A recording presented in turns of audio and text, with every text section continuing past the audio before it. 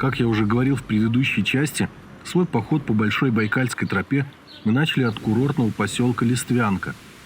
Ночь провели на окраине поселка, на просторной поляне в начале тропы. Или в конце, поскольку многие ходят от Большого Голоусного. Мы начали от Листвянки, поскольку попали сюда с южной части Байкала. Да и для съемок было лучше идти именно в ту сторону, к Голоусному, поскольку солнце, стоящее на востоке, справа от направления нашего движения, в течение дня уходило за наши спины, создавая тем самым хорошее освещение.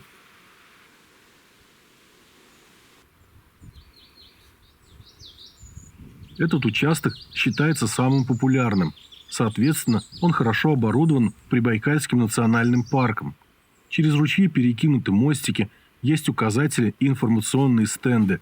На склонах и серпантинах тропа укреплена для защиты от осыпания.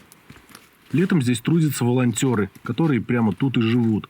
Они ремонтируют и приводят в порядок тропу, убирают поваленные ветром деревья и мусор, оставляемый нерадивыми туристами. В самом начале тропа идет через лес. Есть, конечно, еще одна, идущая от Листвянки по обрывистому берегу, но она не оборудована и прям так и называется – «Опасная тропа». Мы решили не рисковать и пошли через лес, а через несколько километров к самому обеду вышли на берег Байкала. Здесь же расположился лагерь волонтеров, которые тоже собирались обедать. А напротив нас в воде резвилась нерпа. Здесь они привычны к постоянному присутствию человека.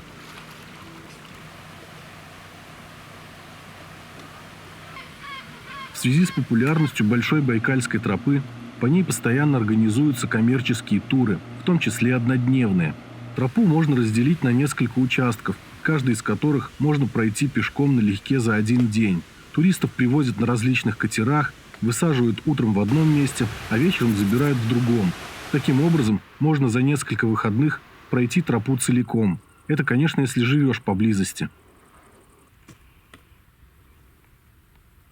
Едя сюда, мы мечтали пройти тропу целиком и сразу, насладиться видами крутых берегов Байкала, резко обрывающихся в воду, увидеть хотя бы раз нерпу и, конечно же, искупаться. Крутые берега здесь, естественно, в изобилии. Когда идешь по тропе где-нибудь в сосновом лесу, а внизу плещется о камни зеленая волна, кажется, будто находишься на каком-то Средиземном море. Изобилие водного транспорта подкрепляет это впечатление, но до поры до времени. Ближе к вечеру сибирская погода дает о себе знать. Воздух становится холодным, и если днем ты готов был без раздумий залезть в воду, то вечером это желание полностью исчезает. Перед поездкой мы узнали, что для купания в воде Байкала лето выделяет всего лишь 1 месяц, с середины июля до середины августа. Но все же рассчитывать на то, что купание здесь будет похоже на отдых на море, не стоит. Вода даже в жаркую погоду остается достаточно холодной, по крайней мере в тех местах, где побывали мы. В целом, район Байкала славится большим количеством солнечных дней в году. В некоторых местах их количество достигает 2500, и это больше, чем на курортах Черного моря.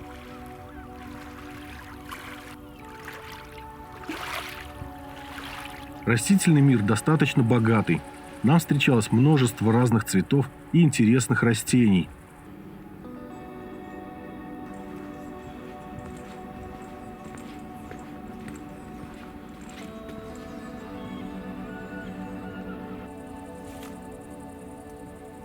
Середина и конец лета – очень благоприятное время для туризма на Байкале. На тропе людно, особенно днем, но по вечерам большая часть туристов разъезжается, и остаются так называемые дикие туристы, то есть такие же, как и мы. Стоянок много, и никто никому особо не мешает.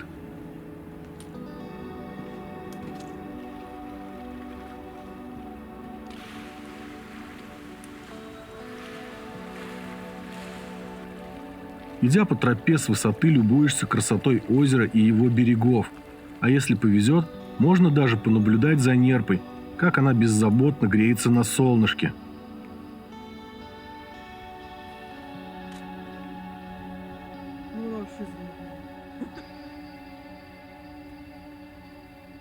Часто тропа спускается к пляжам. Она вообще постоянно то поднимается, то спускается.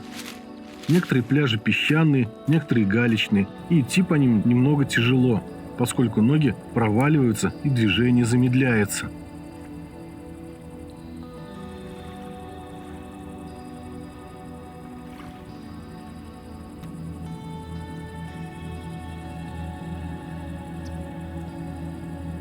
Единственное, что не дает полностью погрузиться в атмосферу дикой природы, это постоянное движение на воде.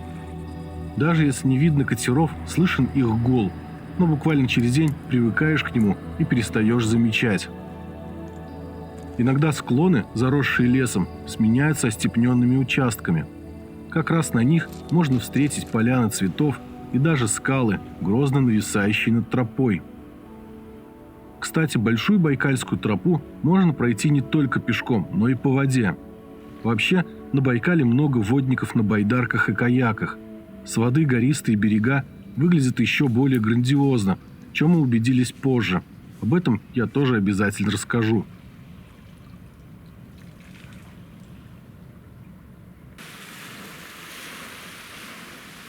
Но вот день начал подходить к концу, и солнце спряталось за Приморским хребтом. Тень от него закрыла западный берег, на котором мы находимся, и температура воздуха резко опустилась. Пришлось одеваться потеплее.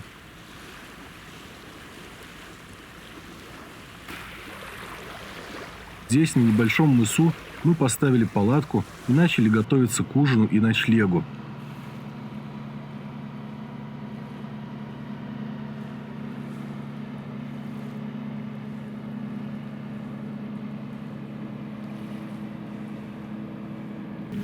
Несмотря на то, что мы уже не первый день находимся на Байкале, все еще были под большим впечатлением от него. Тем более, что тропа сильно отличалась от всего, что мы видели на озере до этого. Да и погода сыграла свою значимую роль. Ведь до этого на Хамар-Дабане солнечных дней было очень мало. А сейчас, хоть погода под вечер и немного испортилась, дождя не было, и мы гуляли по короткому пляжу, созерцая новые для нас пейзажи. Ближе к ночи на озере начался небольшой шторм.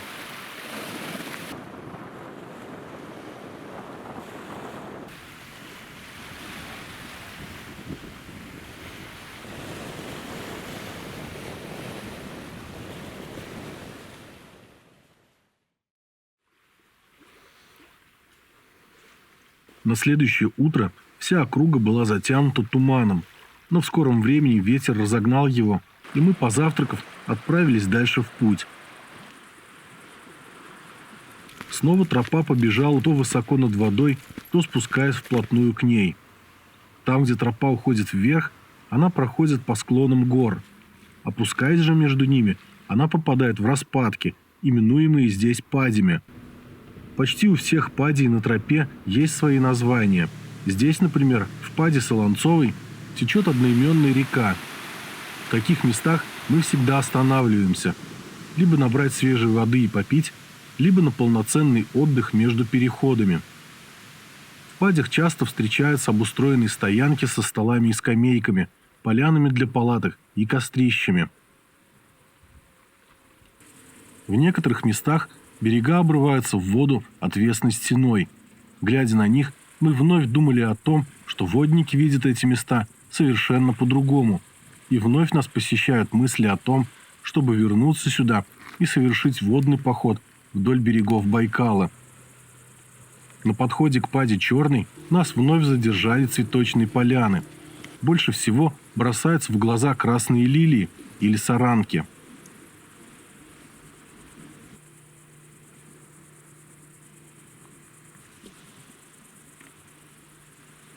В Черной, в 200 метрах от воды, в лесу находится один из приютов национального парка. Раньше на его месте был приют старателя, а в самой паде велась добыча золота. Река, вытекающая из нее, также называется Черной. Здесь есть просторная стоянка, а неподалеку скала Пьющая лошадь, которая хоть и меньше размерами, но очень похожа на Уральскую скалу с таким же названием в природном парке Оленьи ручьи.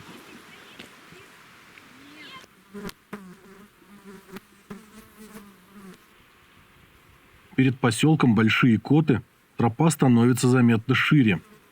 Здесь нам встретилась одна из групп, приехавших на тропу на один день. Их как раз привезли на катере, а идут они до Листвянки. Чистые и благоухающие, они косо поглядывали на нас, уже 2 недели шатающихся по Байкалу.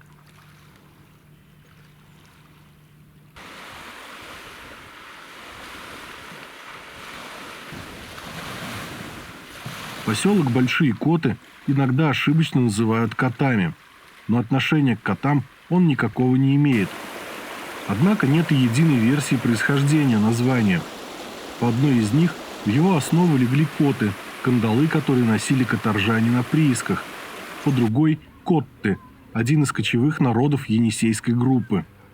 С 90-х годов численность населения поселка существенно сократилась, и сейчас он скорее дачный.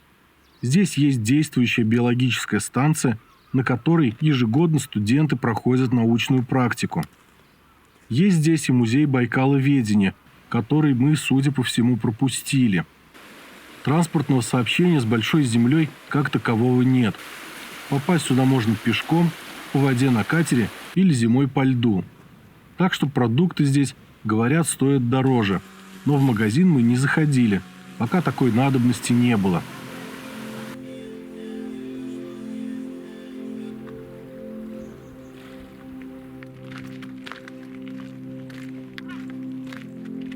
Пройдя после поселка несколько сотен метров, в одном из распадков с ручьем мы остановились на обед.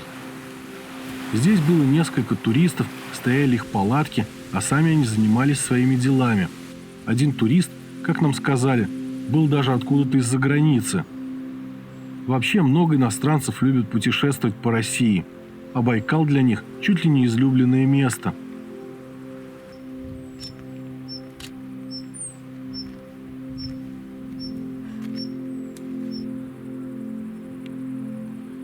За Большими Котами в воду далеко вдается мыс Сибирякова. Между ним и падью Черной раскинулся залив Большие Коты. С высокой тропы с мыса открывается вид на поселок, а потом тропа спускается к пляжу и дальше идет какое-то время по нему.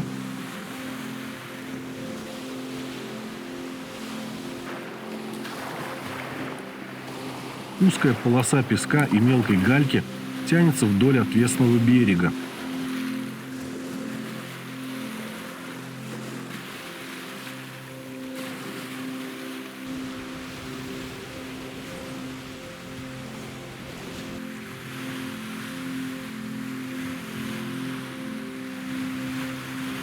Затем тропа вновь поднимается на склоны, и с них начинает показываться падь Большая Сенная и огромная скала Скрипер. Это тоже очень популярная достопримечательность, которую можно посетить за один день на катере, поэтому здесь так много народа.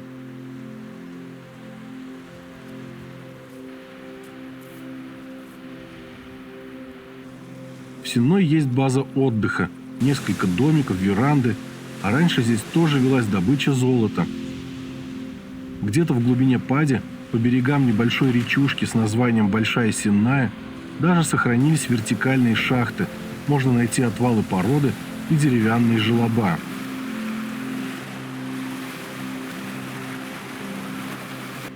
Наша тропа постепенно стала подниматься и привела на вершину скалы Скрипер. Такое необычное название скалы связано как раз с золотодобычей в паде Сенной. Там в конце 19-го, начале 20 веков стояла машина скрепер, которая предназначалась для резки и отсыпки грунта.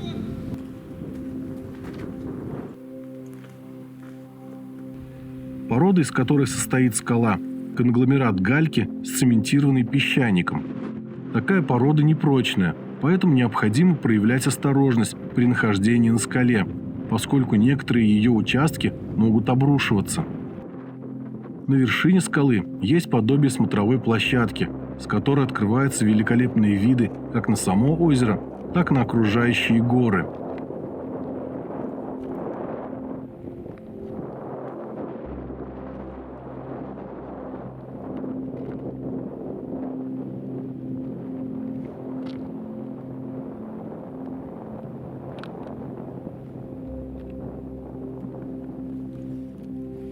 В скале Скрипер есть небольшая искусственная штольня, а также пещера, в которой жили представители двух культур – неолита и железного века. При раскопках в пещере были обнаружены каменные орудия более нижних слоях и железные, соответственно, в верхних.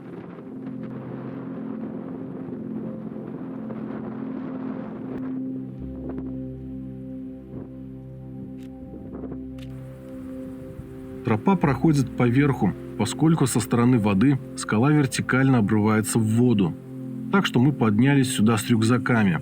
Посидев с час на скале, мы решили начинать двигаться дальше. Уже вечерело, так что надо было подыскивать стоянку для ночлега. Спустившись, тропа идет под нависающими останцами, которые уже начали погружаться в тень. Надо поторапливаться.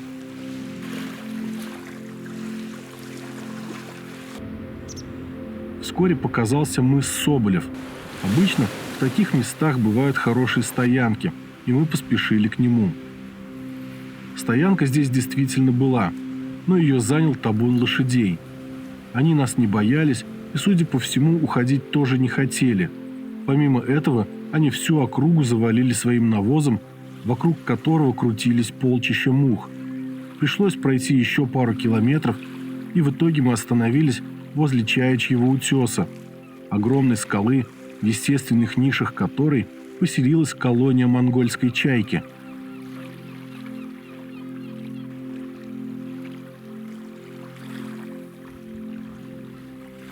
Найдя подходящее место, мы поставили палатку и принялись за приготовление ужина. В этот вечер вместо заката нас радовала и своим отражением, и своим ликом полная луна.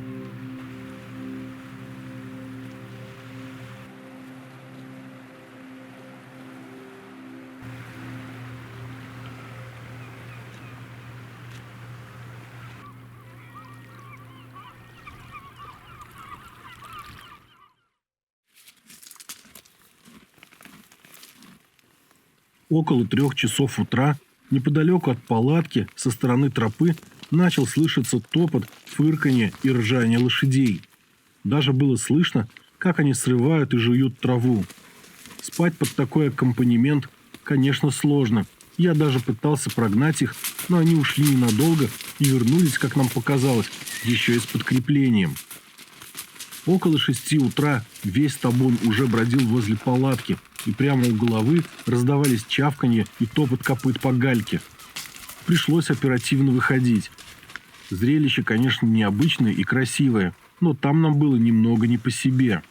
Так, толком и не выспавшись, потихоньку начали сборы, но на несколько минут отвлеклись на бесстрашного и прыткого поползня, который выискивал себе пропитание.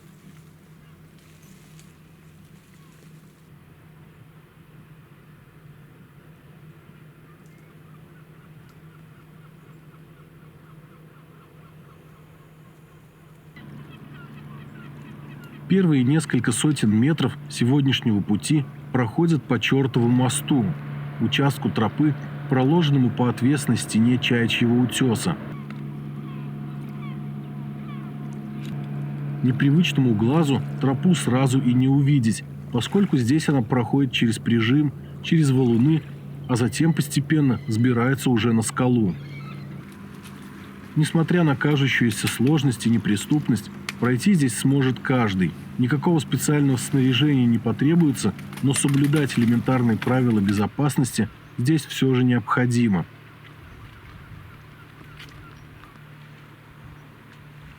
Даже банальная осторожность не будет лишней, особенно при проходе по узкому участку, под которым лишь каменистый обрыв и вода.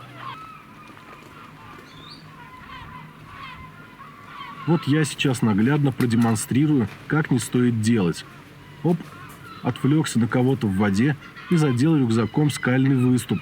Даже не буду делать предположения, что могло произойти.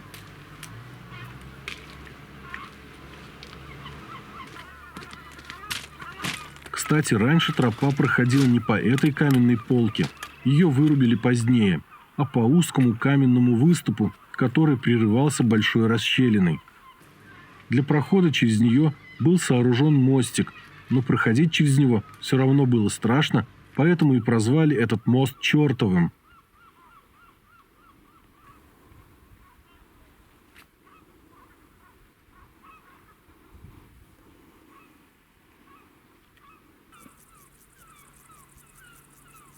Полуденное солнце начало сильно припекать, прогревая воздух и безлесые склоны, по которым мы идем.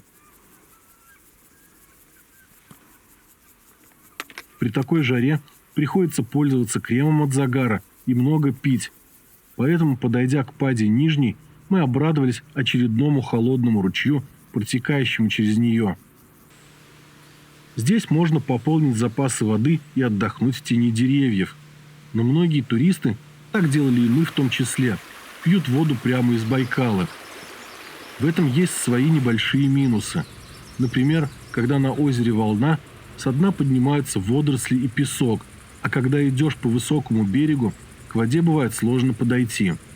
Поэтому такие пади с ручьями и стоянками – настоящие оазисы на некоторых остепненных участках тропы. Выйдя из пади Нижней, сразу обращаешь внимание на большой мыс, далеко вдающийся в воду. Это мыс Большой Кадильный, расположенный в устье одноименной реки Ипади. Это место находится примерно посередине пути между Листвянкой, из которой мы вышли на тропу, и Большим Голоусным, где заканчивается самый популярный участок Большой Байкальской тропы.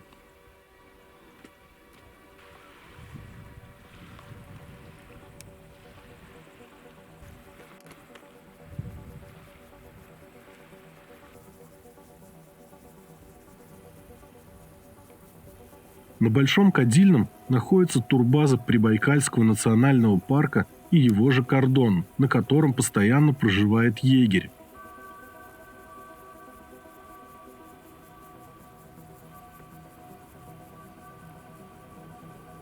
Здесь есть несколько домиков, хозяйственной постройки, немного информации для туристов. Место достаточно красивое. Свое название оно получило благодаря известняковому карьеру, располагавшемуся в паде. В нем жгли, или, как говорили раньше, кадили известь.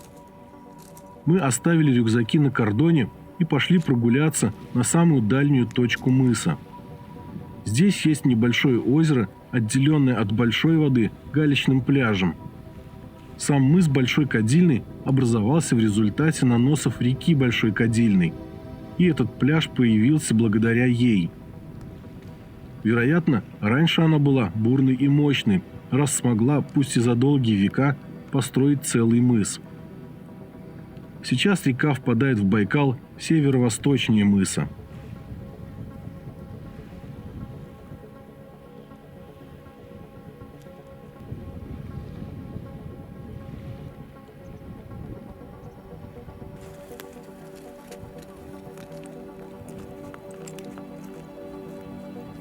Кстати, эти скалы, виднеющиеся за домиками, не что иное, как остатки от разработок извести. Пожалуй, единственный недостаток этого места в том, что здесь негде спрятаться от палящего солнца. Жара стоит, как на курорте. Мы попытались отдохнуть на скамейке у одного из домиков, но через 5 минут поняли, что когда идешь, тебя хотя бы обдувает легкий ветерок, поэтому собрались и пошли дальше, в сторону пади Малой Кадильной.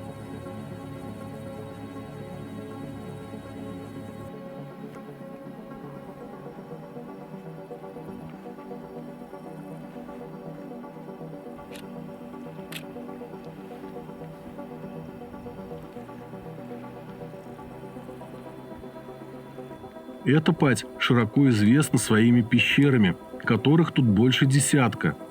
Самая крупная и знаменитая – пещера Часовня. Ее хотели посетить и мы, но нашли только описание пещеры и пару фотографий, по которым мало что было понятно. Поэтому просто пошли по самой натоптанной тропе и вышли в итоге к одной из пещер. До сих пор не знаю, часовня это была или нет. В часовне же были обнаружены следы обитания древних людей, поэтому хотелось бы верить, что мы не ошиблись.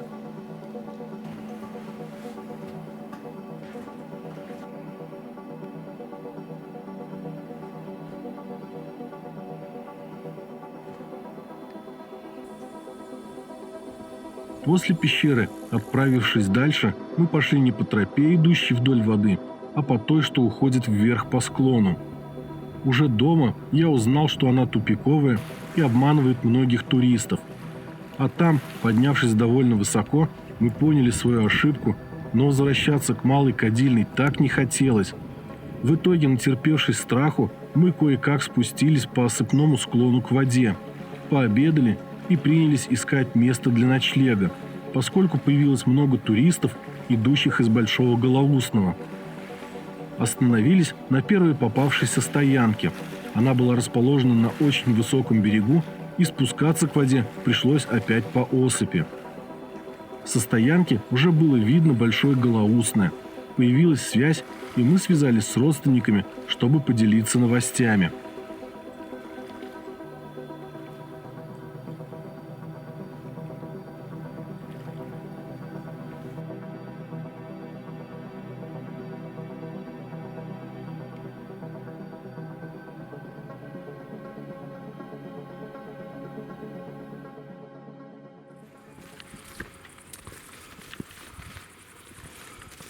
Утром мы отправились в Большое Голоусное. Сегодня непростой день, поэтому нам надо прийти туда пораньше. От стоянки, на которой мы ночевали, до поселка около 15 километров. Уже чувствуется близость цивилизации. В лесу встречается множество туристов, а на берегах все больше различных баз отдыха. Многим туристам, желающим пройти Большую Байкальскую тропу полностью до Бугульдейки, хорошо известна проблема попадания в бухту Песчаную. По прямой туда больше 30 километров, но более-менее хорошая тропа уходит далеко в лес, пострадавший от пожара несколько лет назад. В отличие от береговых, пейзажи там не очень приветливые, ходит много медведей и водится большое количество клещей. Этот обход может занять до 3 дней. Встречаются, правда, энтузиасты, идущие по берегу. Но на этом участке тропа очень опасна. Много крутых подъемов, обрывов и прижимов. Поэтому мы решили для себя, что нам необходим какой-то водный транспорт, и даже были готовы заплатить какую-нибудь не слишком большую сумму. Однако, как оказалось, туда ездят катера только с экскурсантами. И всего на 1 день. Утром уехали, вечером приехали. И стоит это удовольствие уже прилично. Вариант не для нас.